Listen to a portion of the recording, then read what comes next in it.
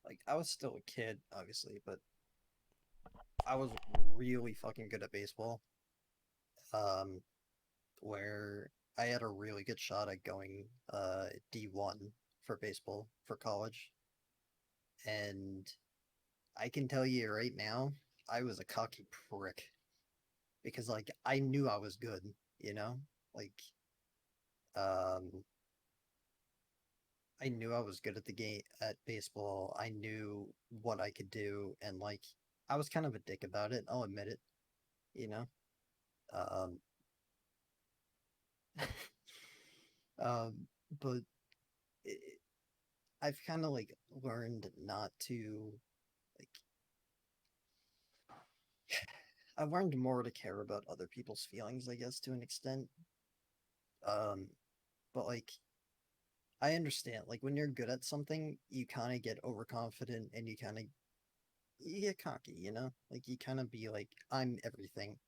Like when I was like when anything happened in baseball and it was like, "Oh, well, why didn't I?" So like for instance, for most of my like baseball career, if you want to call it a career, uh like in any big game, I was like, just give me the ball because I was a pitcher, right? So it's just like, let me pitch in any big game. And I ended up I ended up pitching the championship game in, I think, the year before I quit or whatever. And we won, like, we destroyed them.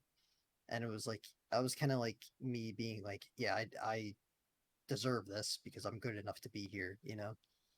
But it was like, when something didn't happen, like if I didn't get the so my final season that I don't want to say made me quit baseball, but kind of was just like I don't want to play anymore.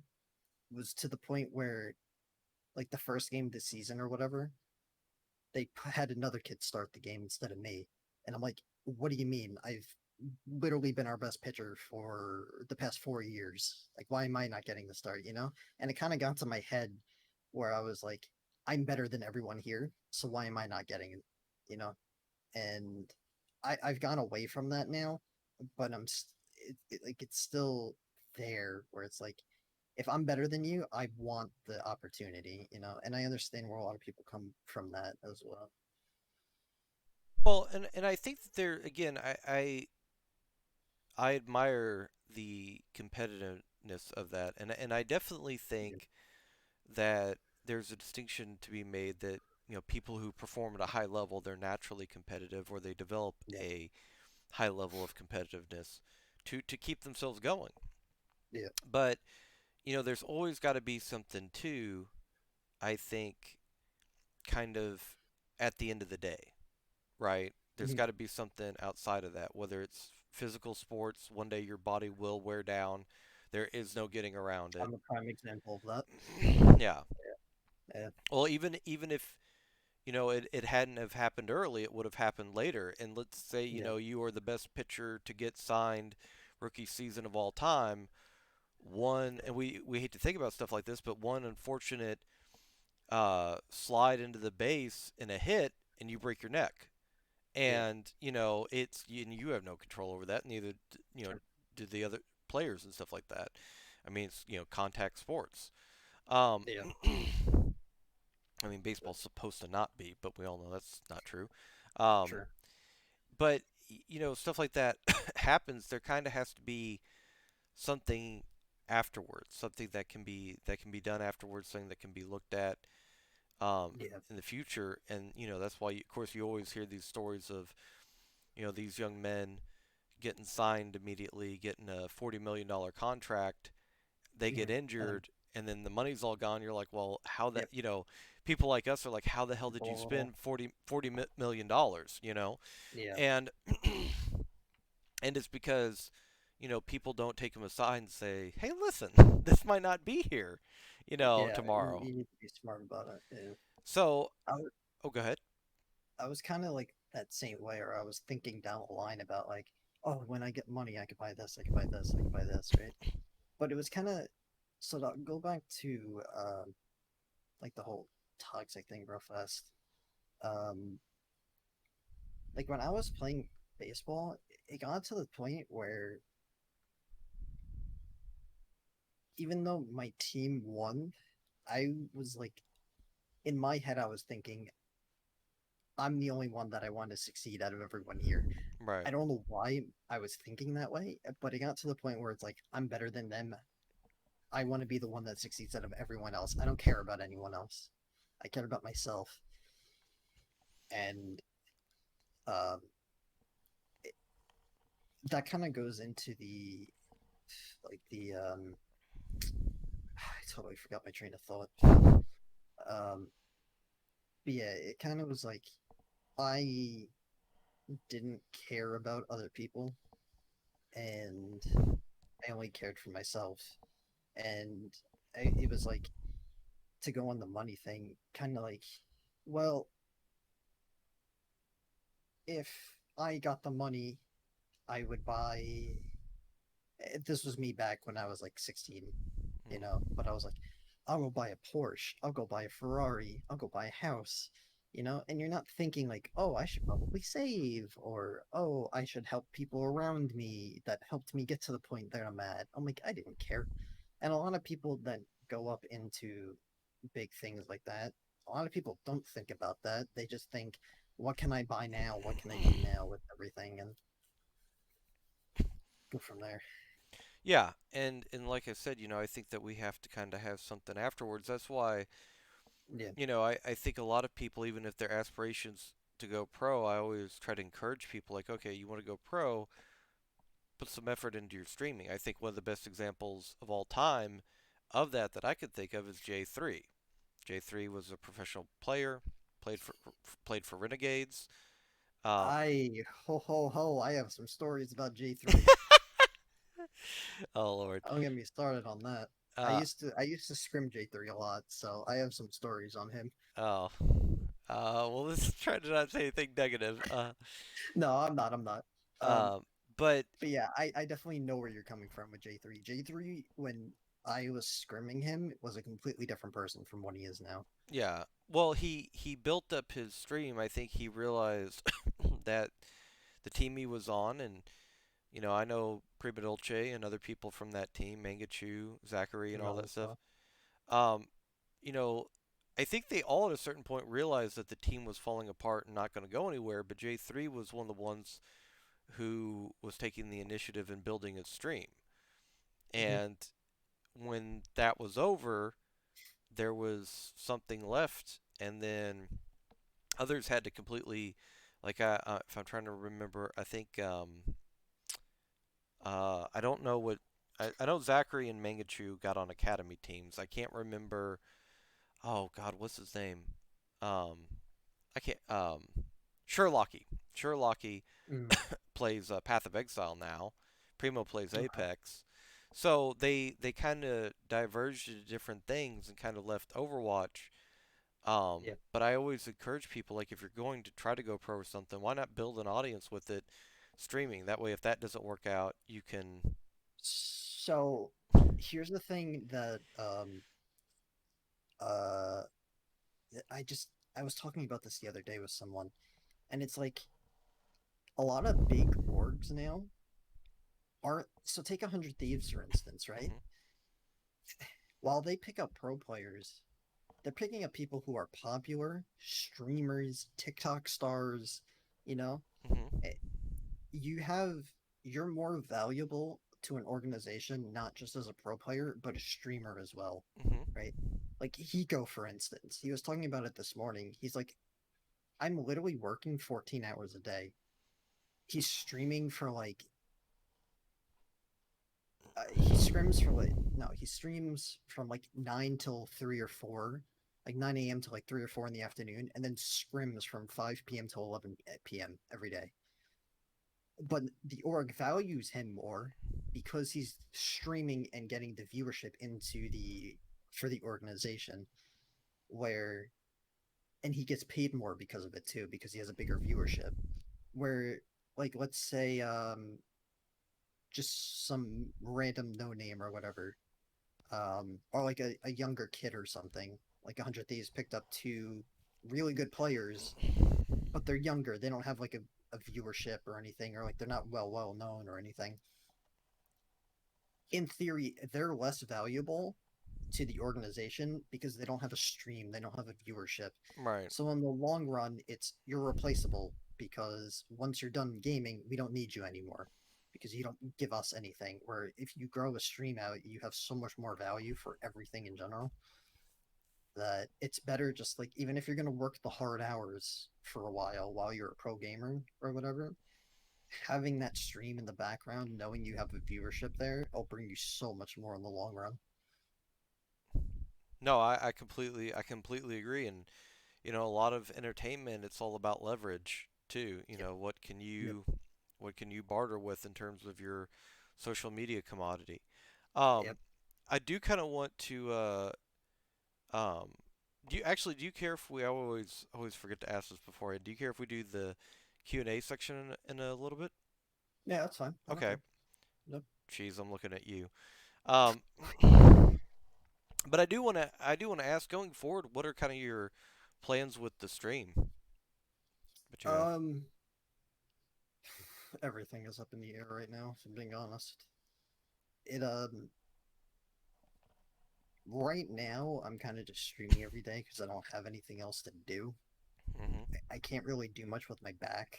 Like, um, my back is just slowly getting worse again, so it's just I'm kind of just streaming, not to stream. Like I'm streaming to kind of grow and do things, and um, but I definitely as of right now, I'm definitely streaming every day for the most part, just to enjoy it. And if I end up growing, awesome, you know. Um, but right now, everything's kind of up in the air because I don't know if I'm going to need major back surgery yet or not. And Hmm. if that happens, there's a good chance I'm not going to be able to stream for a couple months. And so it kind of just depends on everything. So I don't have like a concrete plan. For now, I'm streaming basically every day for the most part, uh, and just seeing where it leads me. Um, if it leads somewhere awesome, um, if it doesn't, it's all right. We'll see what happens. But as of right now, everything's just kind of hinging on what happens with my back for the most part. So He's paying for our sins. Um, sorry. Um, well, I completely understand that. And as always, your health, both physical and mental, are priority. So, yeah, but like mentally because of my back, it's been hard. I can tell yeah, you that much. But I've been like streaming helps with that though for some reason. I don't know. Like some days, there's definitely days where I'm just like, it's not a day. Like I'm not streaming today. Like I'll try to stream. I'll stream for like 30 minutes, and I can just tell it's not the day for this. Um, but it definitely helps with everything because you're kind of just like with interacting with people and stuff. It definitely is just it takes your mind off of like everything. yeah. Well, and I think being around people and I said before I'm not exactly a religious person per se, but I do think having positive energy and influence in your life does make things, no matter what's going on, more manageable and easier to deal with. Yep. Um, okay, well, I definitely hope um, that you continue streaming, as much as you Mhm. feasibly can. Again, I Yeah. completely understand what's going on. Um, because I think you're doing an awesome job, and I think you're an I entertaining appreciate guy. So, it. uh, definitely, um, hope to see more streams, more stream growth, and more getting back Mhm. into games you love. Not necessarily like you know Overwatch. I think I more guilt you into playing Overwatch than Yeah. anything. Um, I enjoy it with friends. You know, uh, it gets annoying when the matchmaking just kind of sucks. You know, but Right. like for the most part, I don't mind playing it with friends at all. Which is why I don't stream Overwatch like solo that Mm. much anymore. If I'm gonna stream like solo games, it's when I play Rocket League or um, sometimes Valorant. Even though Valorant, I still kind of like playing with other people as well. Hmm. Um, Like I can play Valorant solo a little bit more than I used to, but like, competitive games are really hard for me to stream solo. I definitely need like other people to play with. So like when I play Overwatch with you or like Valorant with Yankee and Blitz and whatever, it's a lot easier for me to like stream or play those games on stream. Otherwise, like tomorrow, for instance, like the COD beta comes out, so I'm probably going to be playing that or Planet Coaster or some other random game, right? Where I can kind of just chill out and not really stress about what I'm playing. And the streams are usually more enjoyable because I'm not stressed about playing a competitive game or something. Right. No, I completely understand. That's why I played Remnant for so long. Yeah, yeah. Um, I do want to move ahead to the Q&A section. Oh, good. So if anybody has any questions, I'll give everybody a moment. Feel free to ask. As always, be respectful and TOS friendly. Bucketios. Yeah, Lord.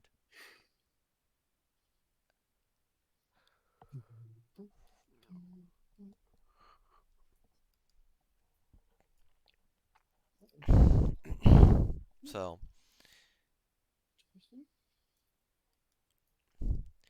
so oh, Dragon wants to know your peak. My peak is 40. Well, so before roll queue, um, before roll queue, it was 4390. Uh, After roll queue, I think it's like mid 4300. I want to say. Um, the 4390 was me two tricking Zarya Diva. Um, Roll queue, I peaked like 4340 on DPS and I think like 4380 on tank, I want to say, somewhere in that range. I never hit 44 and I'm really sad about it. I've been like one game off three times and you know, matchmaking feels bad. Hey, Maury. Much love, buddy. How are you doing? What, Mega ask, Hero, what's the deal with you and Cheese Ninja?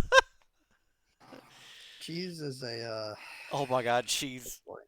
God damn it, shut That up. Cheese that might be getting into TOS. I'm not gonna. Uh, Cheese is an interesting fella, to say the least. Um, I've known Cheese for a long time. I've known Cheese since season three, I think, maybe season four. And this is uh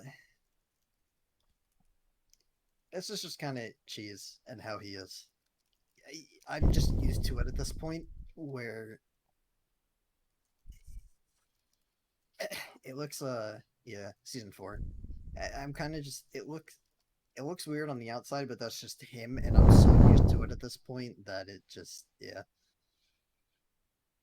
You were Ryan, I was Tracer on Nepal. Ooh, Yep, yep, yep.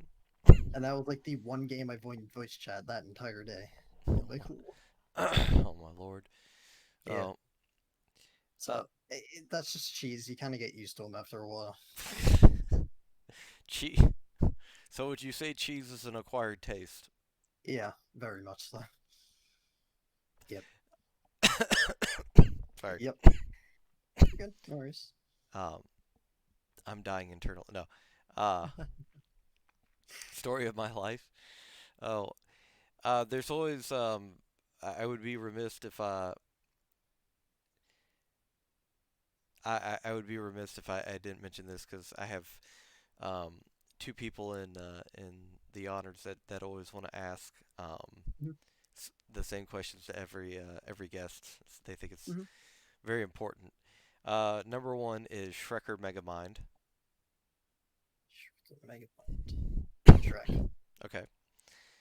Um, Second one is what's your favorite dog breed?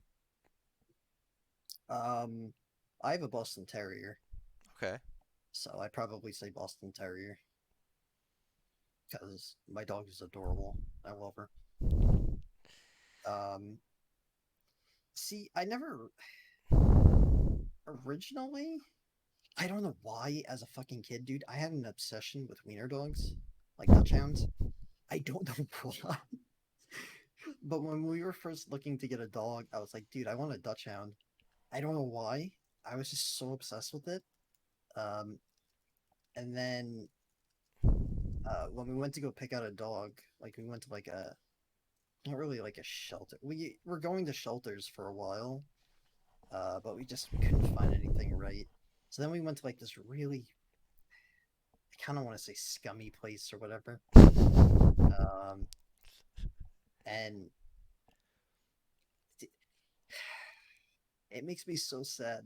But when we went to this place, we were like looking around for dogs, and my parents were looking at all these other dogs and everything, and where my dog is now, the only person my dog ever jumped up to greet was me.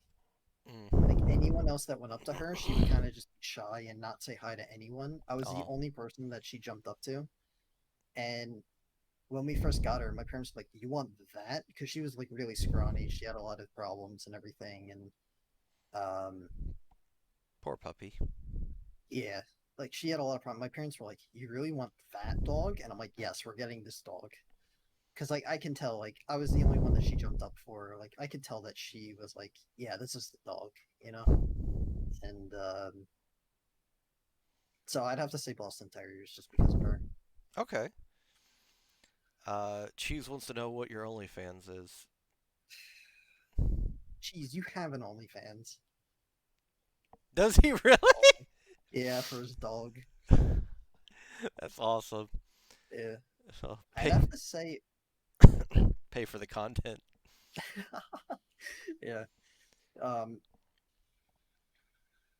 oh my god, I never. OnlyFans is such a weird thing to me.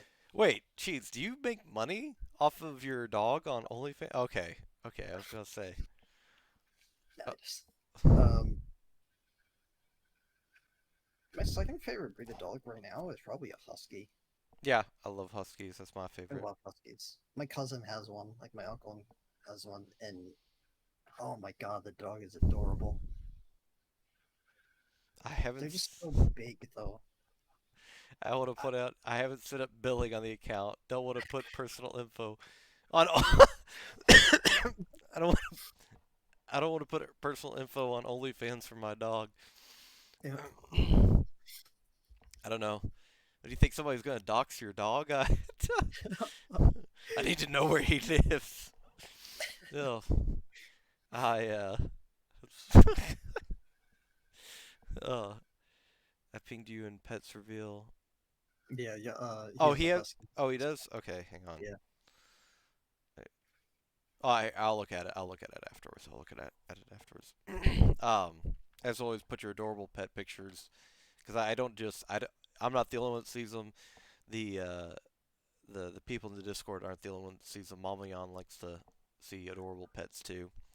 Mhm. So, um, so I guess with that being said, does anybody else have any questions? I had a question for you. Oh God, sure, go ahead. How did you come up with Yoni Maze, Sorry, like as your name? So, all right, so I'll explain the maze part first, Okay. which was funny because the other day somebody messaged me on Twitter, and on Twitter for whatever reason it organized my tag as Maze Yanni. So this Mm, person was calling me Maze. Uh, gotcha. so I was like, what the? um, but when I played Final Fantasy 14 for the first time, you get to a certain level and you have to have a last name. And Gotcha. I couldn't think of any damn last name, so I literally just stole my friend's last name. Mhm. Uh, there's somebody that comes into the channel. He's in the Discord. He streams as well. Barry Mays, and Barry Yeah, yeah. Mays got his name because he used to cosplay as Barry from Resident Evil and Billy Mays. Those were the two Ah. cosplays he did. So people used Yeah, so one day he'd go as Barry, and then Um, the next day he'd go as Billy Mays. So people just ended up calling him Barry Mays, which Gotcha. isn't which isn't his real name. But so he's been going by Barry Mays for like probably 10 plus years at this point. So I couldn't think of anything for a last name. Mhm. So I stole the Mays part and added that in from Final Fantasy. But Gotcha. Yanni, um, so I was born Johann, and what I don't know, it sounds like the start of a pirate story, a Germanic pirate story. But um, It reminds me of Dragon Ball for some reason. yeah, he was born Goku. But uh, and then later on, and Yanni yoinked his last name. But then later on, um, my name was changed when I was adopted by my stepdad, and I Mm. didn't. But the thing is, at that point, when that had happened, I had been going for it for so long, so I had basically people would either call me, um, Johan, Yanni, Mhm. or John. They would Gotcha. call me, and I'd answer to all of them, so it didn't really matter. But Mhm. when I came to Twitch, Johan is spelled Johan. Okay. The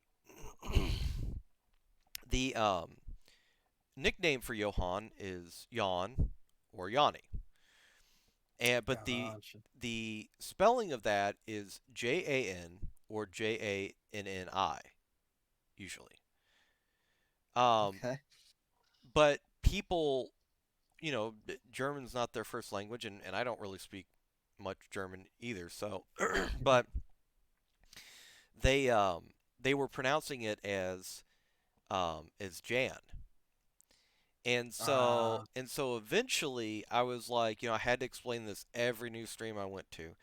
And it mhm. wasn't something where I got offended or I but if you're in a community, you want people to pronounce your name right, especially if it's tied to your actual name Yeah. and in some way. And so what ended up happening was I eventually was like, well, what's the phonetical pronunciation? And I just realized it was yawn, like Mhm. actual, So I Yeah. just changed it to that, and now people just pronounce it, the way it's intended. Mhm. Uh, Gotcha. Hero, when will you donate your hair to a famous bald man? Yeah, Howie Mandel. When will you let Howie Mandel? Howie Mandel actually has hair. He just shaves it because of the OCD. Mm, Um, interesting. but yeah, that's kind of the convoluted way of how I got my name. Interesting. So I got my Yeah, that was a lot more complicated than I thought. yeah Twitch name. Yeah.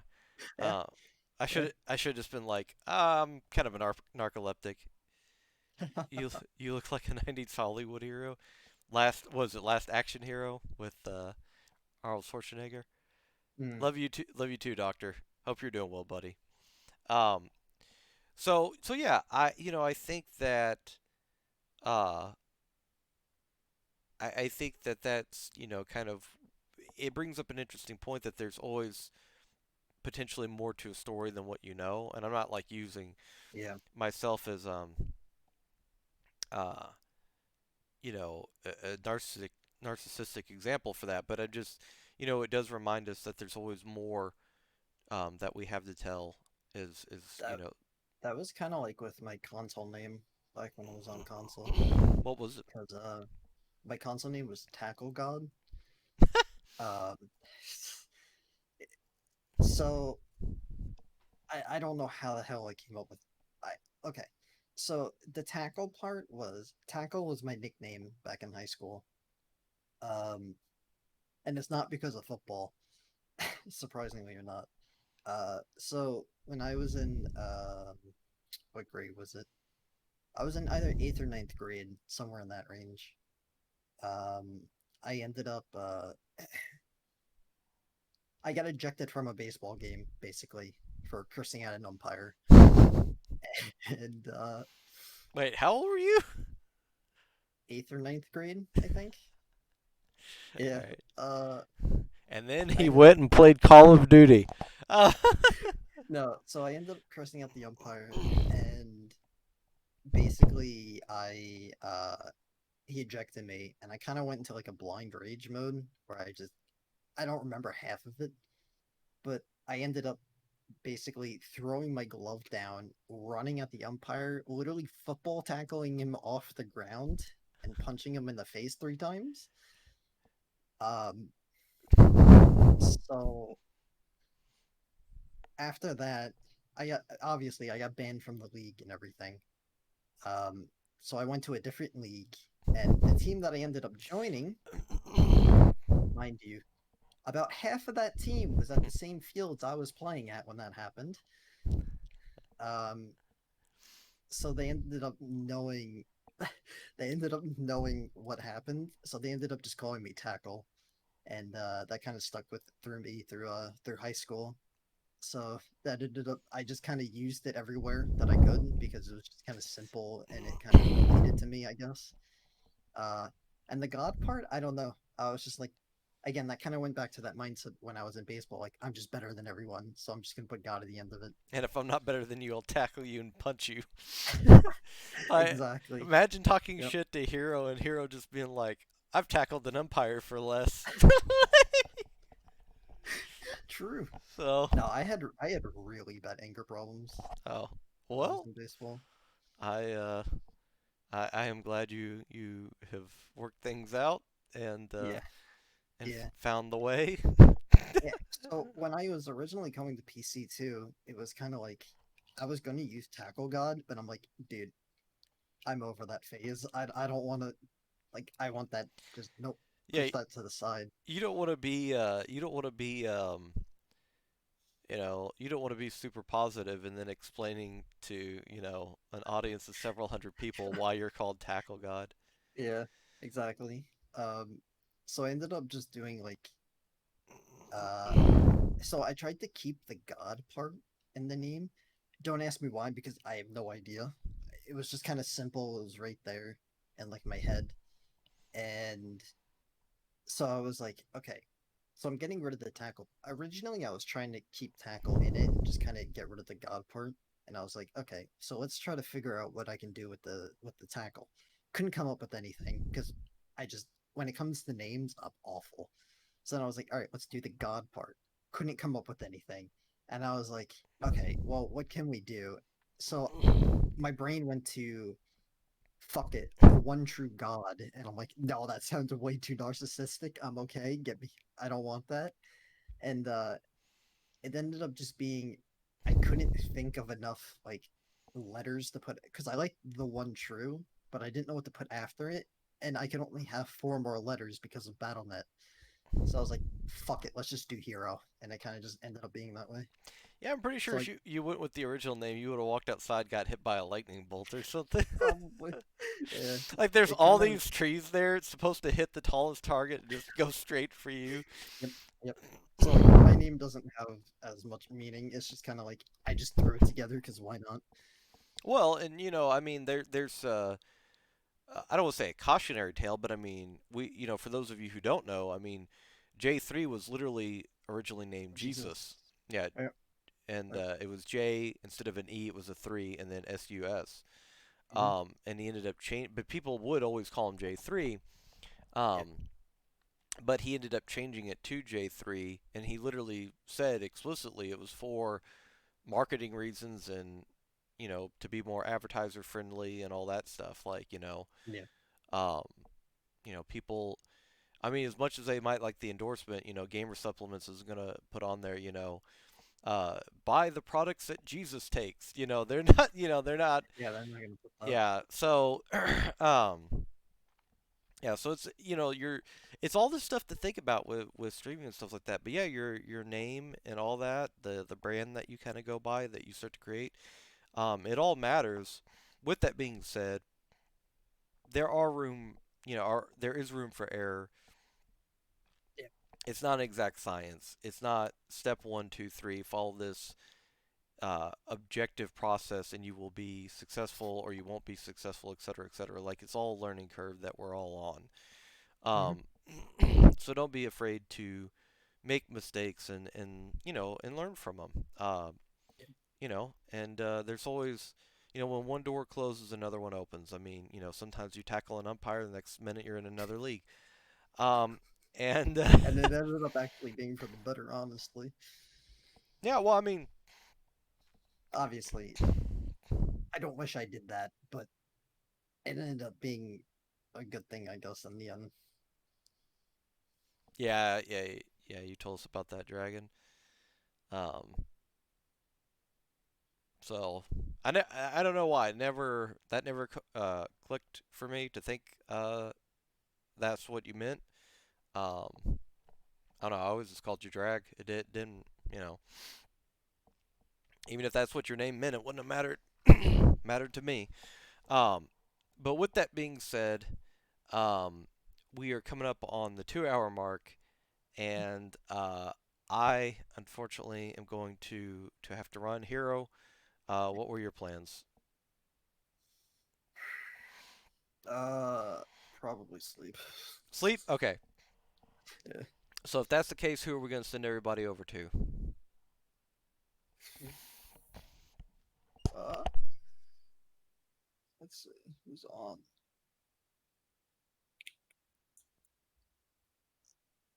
Let's see. Let's see.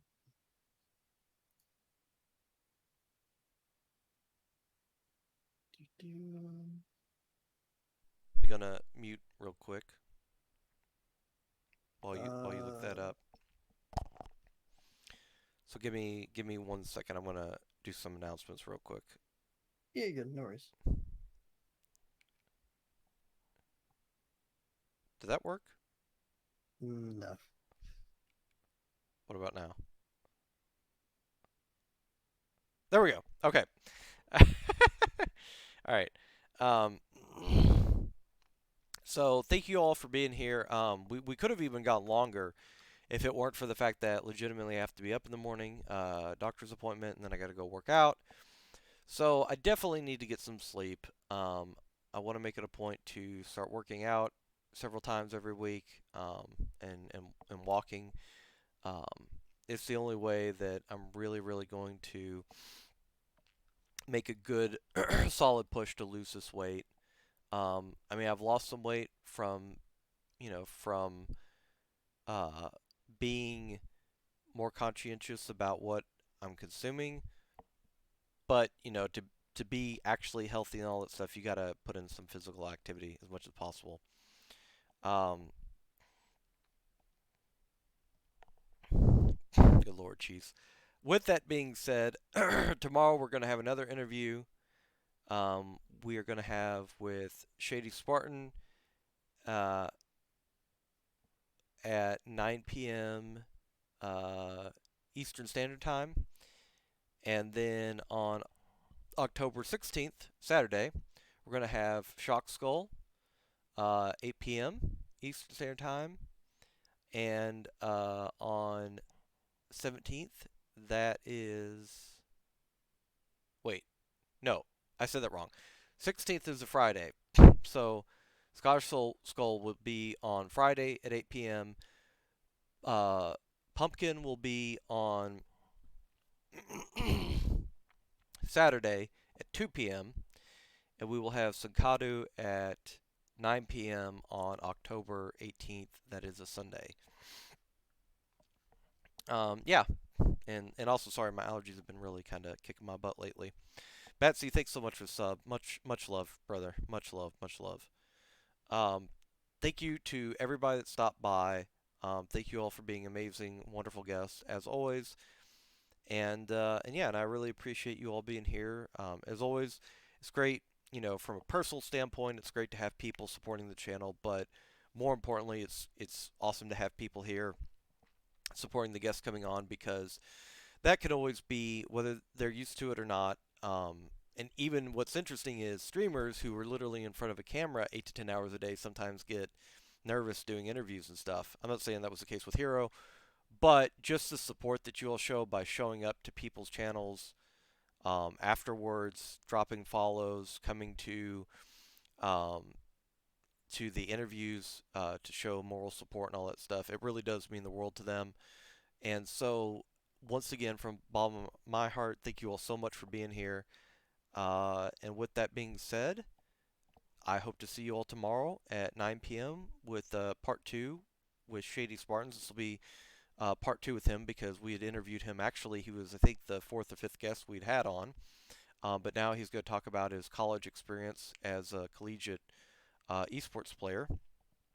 And yeah, that should be really interesting. So, everybody, much love. Going to raid somebody now of Hero's Choice.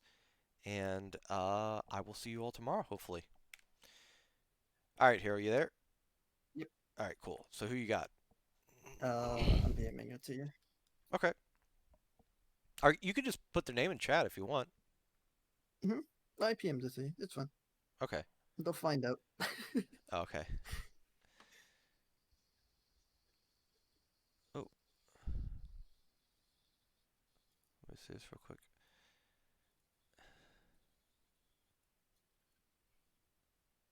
Ah, okay. PogChamp. Mhm.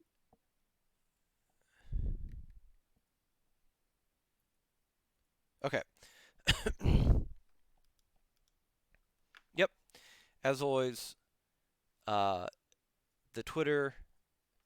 Here's the Discord. Oh, the Discord already showed up a little bit there.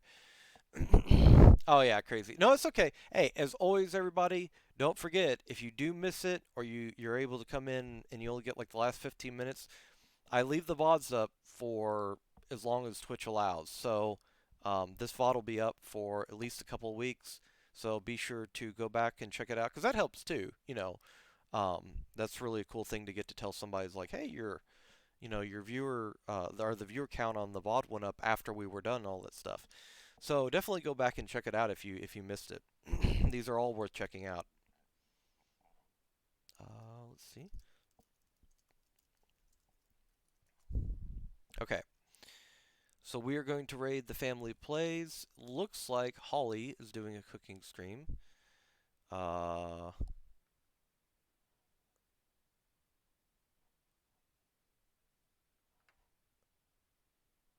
maybe? Oh no, it looks like the stream ended. Well, that's a rip. I think. Hold on. Yep, stream ended. Hold up. I had a second one. Okay. I guess Kitty. I haven't talked to her in a while. Miss Kitty? I DM'd it to you. Okay. Oh. She changed her name. Oh, okay. Alright, I got you. Alright, Zephyr. Mhm. Oh. Used to be known as Kitty. That's what I know her by. Okay. Oh. And what is it? Ah.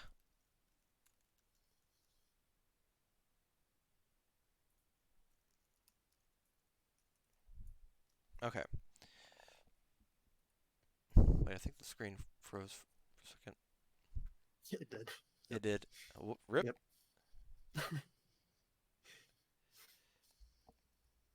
There we go. Alright. That fixed it. Anyways, Soldier buff went through. It Also, the did. nerf went through too. So, Soldier's really fucking good now, though. Scuff Stream. Yeah, they nerfed its damage though, which is kind of. But He does more overall, though, because you can hit more shots and you have more bullets. yeah, and the fire's easier to control. Yeah, Um, but hey, you know what? I don't mind about that. He's a hit scan player. He requires you know good mechanics. I don't think he's a cheesy character.